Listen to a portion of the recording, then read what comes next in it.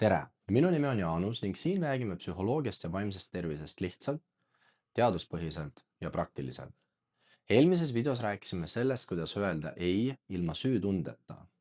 Aga isegi siis, kui oskad oma piire rahulikult väljendada, ei tähenda see, et konflikte enam ei teki. Konfliktid on paratamatu osa igast suhtest. Oluline küsimus ei ole see, kuidas konflikte täielikult vältida. Oluline on mõista, miks need üldse tekivad. Sageli mõtleme, et konflikt tekib sellepärast, et üks inimene eksib ja teisel on õigus.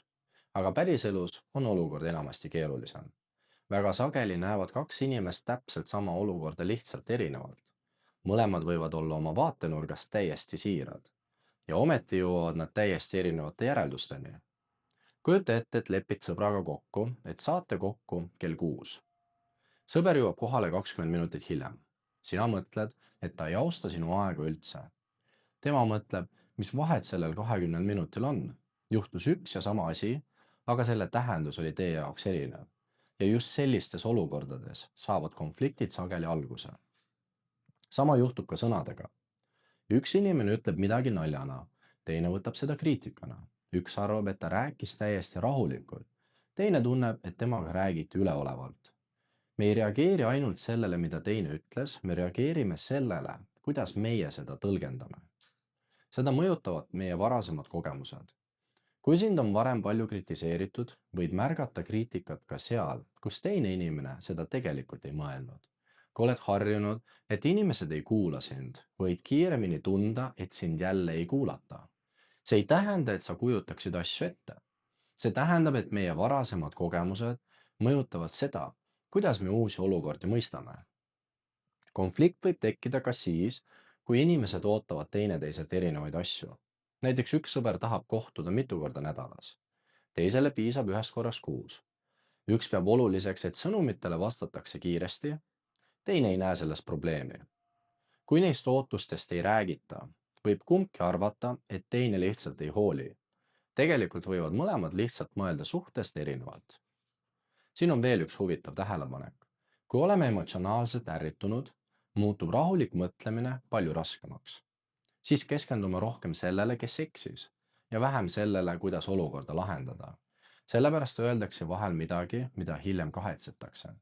Mitte sellepärast, et inimene oleks halb, vaid sellepärast, et tugev emotsiooni ajal ei tööta meie mõtlemine enam samamoodi nagu rahulikus olukorras. See on oluline ka vaimse tervise seisukohalt. Paljud inimesed kardavad konflikte. Nad mõtlevad, kui me tülitseme, siis on meie suhtes midagi valesti. Aga uuringud näitavad, et konflikt ise ei ennusta suhte kvaliteeti kuigi hästi. Palju olulisem on see, kuidas inimesed konflikte lahendavad. Kas nad kuulavad teineteist? Kas nad püüavad aru saada, mida teine tegelikult mõtles? Ja kas nad otsivad lahendust, mitte süüdlast? Aga mida selle teadmisega siis teha? Kõigepealt, kui tekib konflikt, küsi endalt, kas me vaidleme faktide üle või tõlgendame lihtsalt sama olukorda erinevalt. See küsimus muudab vestluse sageli rahulikumaks. Teiseks, püüa enne vastamist aru saada, mida teine inimene tegelikult mõtles. Vahel piisab ühest küsimusest. Mida sa selle all mõtlesid? See võib ära hoida konflikti, mis oleks tekkinud ainult valesti mõistmise tõttu. Ja kolmandaks, kui tunned, et emotsioon läheb väga tugevaks, ei pea vestlust kohe lõpuni pidama. Vahel on mõistlik võtta väike paus, mitte selleks, et probleemi vältida, vaid selleks, et saaksid rahulikumalt edasi rääkida. Kui sellest videost jääb meelde ainult üks mõte, siis olgu see järgmine. Konfliktid ei teki alati sellepärast, et keegi on halb inimene. Väga sageli tekivad need sellest, et inimesed näevad sama olukorda erinevalt. Ja mida paremini me seda mõistame, seda lihtsam on leida lahendusi. Järgmises videos räägime aktiivsest kuulamisest, sest vahel ei ole suurim probleem see, et inimesed räägivad liiga vähe. Probleem on hoopis selles, et nad ei tunne, et neid päriselt kuulataks. Aitäh, et vaatasid! Vaimsest tervisest rääkimine ei lahenda probleeme üleöö, kuid aitab meil iseennast paremini mõista. Hoolitse enda eest ning kohtume juba järgmises videos.